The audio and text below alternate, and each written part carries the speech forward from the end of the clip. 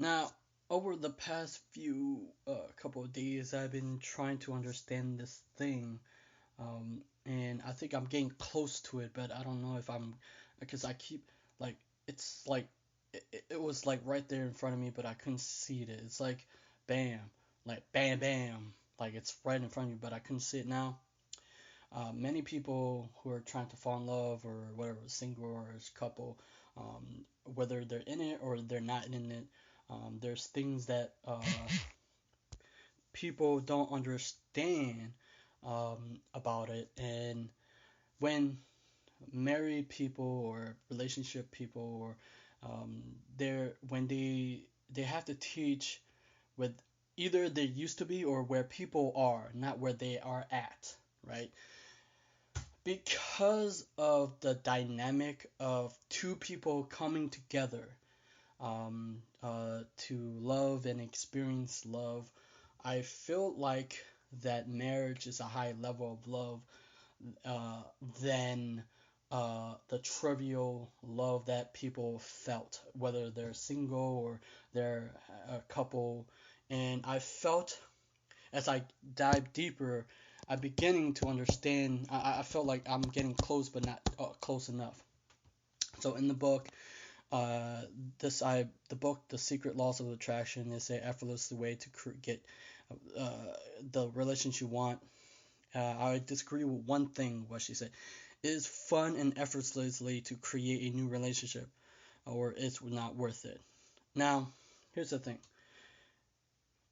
If you notice patterns that people, when they begin in a relationship, it was fun, fantastic, uh, and what ended up happening over time, because that love color their mates differences, but over time they start to get irritated.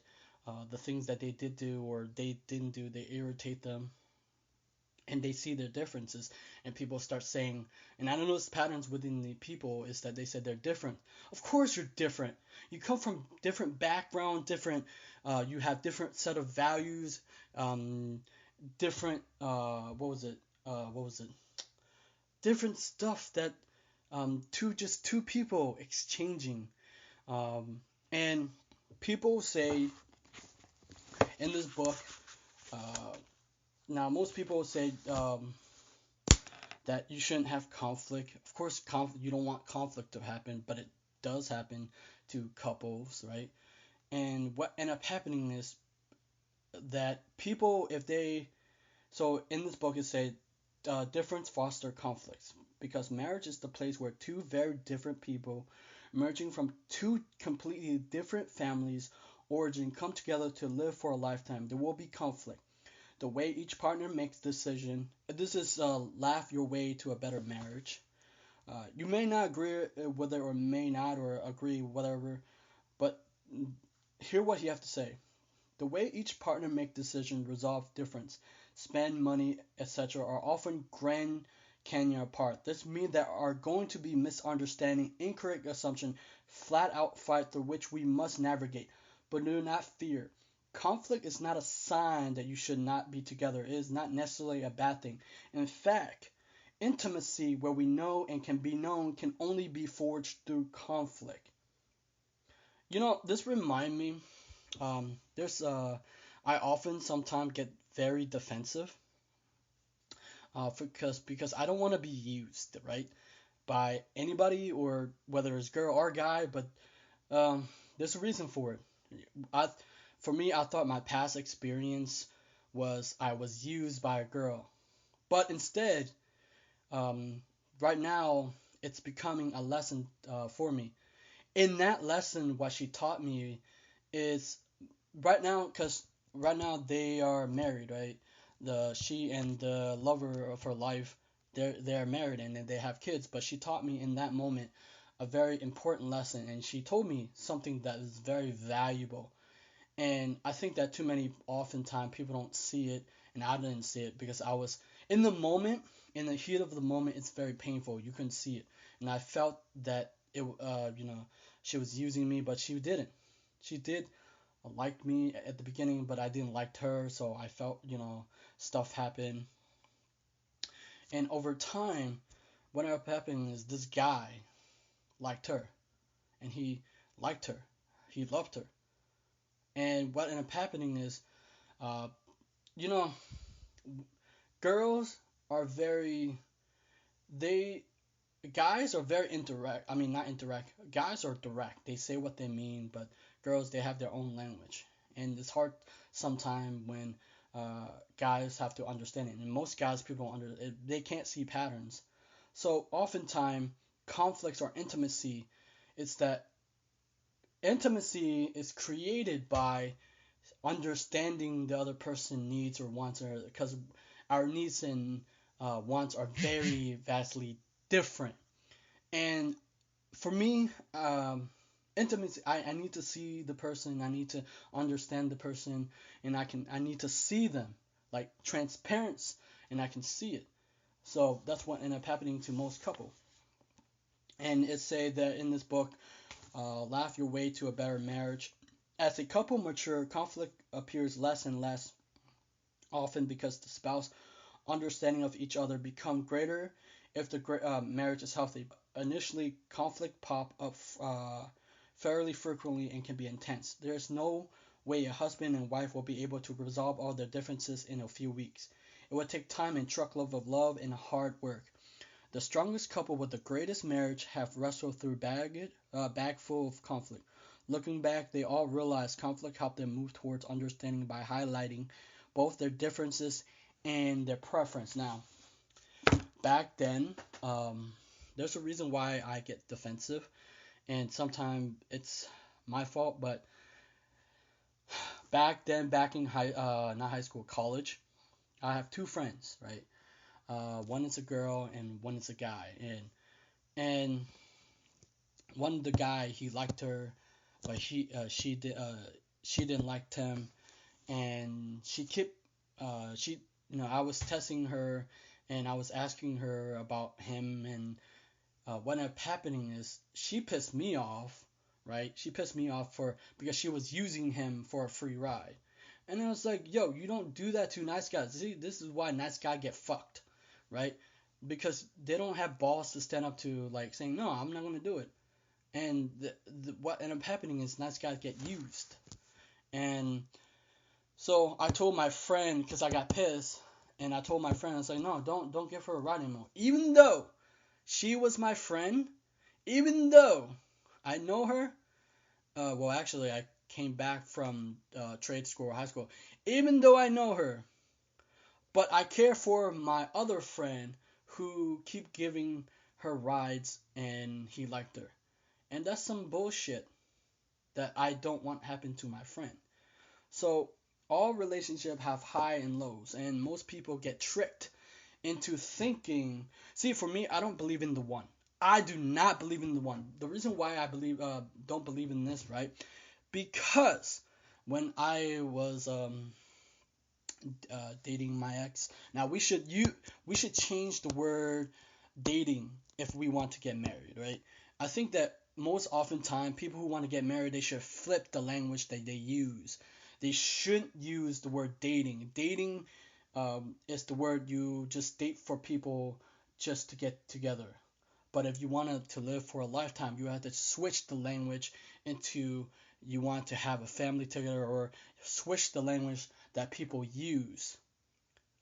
That's what often why people have failure, because people are looking to get love from the person. What ends up happening is they are willing to wait it out. If I was willing to wait it out with my um, uh, first, well, she is my first girlfriend. She was my first girlfriend, or she is, or was. Uh, she was my first girlfriend. If I waited out, so it was my first girlfriend.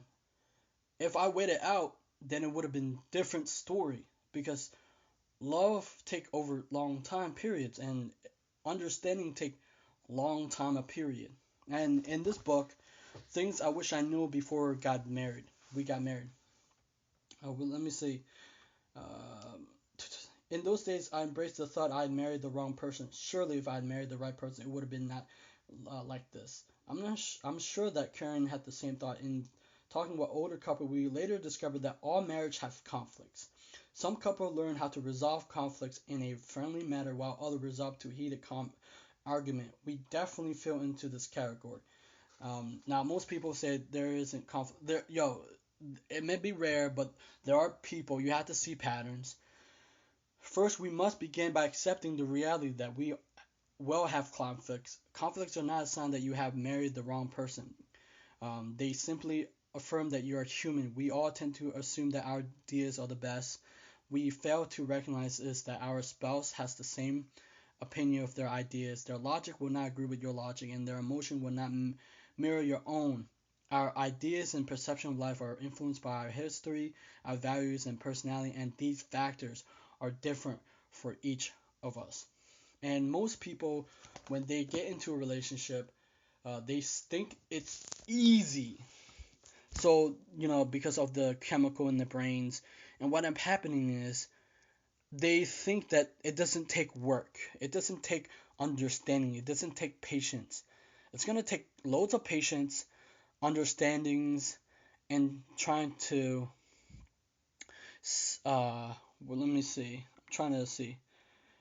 There's a word that I'm looking for, but now in this book, the subtle art of not giving a fuck, right? It say without conflict there can be no trust. Conflict exists to show us who is there for us unconditionally and who is there just for benefits. No one trusts a yes man. So most people say there shouldn't be conflict, but not the more that you have, like not the more conflict that you have, but when you have conflicts, and then you start to understand each other a little bit more, and you start to see a whole new level of understanding and what the other person want or need, because your wants and needs are very different from their wants or need, right? And I felt that as I understand this, that the way that people, I think that people rush into a relation too fast, and what happening is that they're not willing to wait it out and see what would happen, and they don't take the time to understand, so they get into relationship after relationship. That's what is happening, right? But for me, I'm grateful for what happened to me, even though it was a very, very painful heartbreak from this, not my first ex whatever girlfriend. That these past relationship taught me something more valuable than the. See, the thing is, relationship people.